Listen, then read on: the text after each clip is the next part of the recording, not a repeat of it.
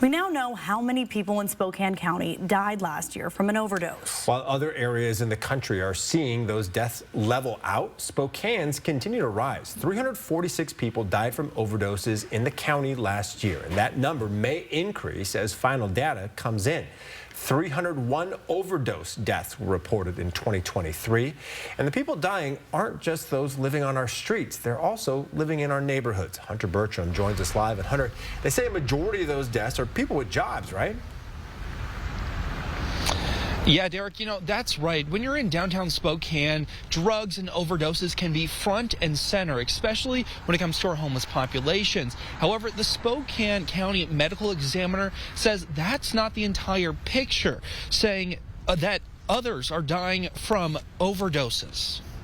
It's interesting to note that many of those dying from substance overdoses are housed and employed. That's Dr. Singh with the Spokane County Medical Examiner's Office, showing us today how many people died from an overdose in the county in 2024. Here's data of where people died from overdoses from 2019 to 2023.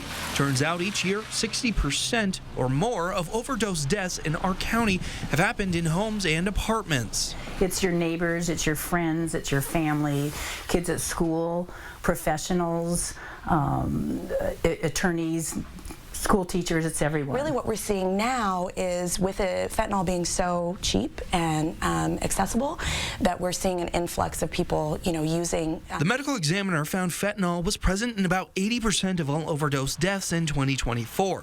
Simone Crooks told me that most of their patients are working and struggling with addiction. Only around 10% are homeless. But why are our neighbors using?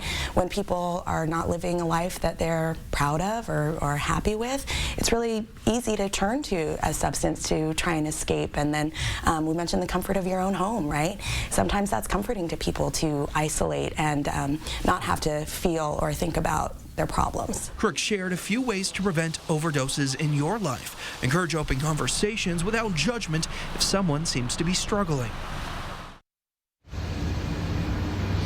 She also says to keep fentanyl testing strips handy. And I also asked the medical examiner if these community members who would be our neighbors are seeking out fentanyl specifically.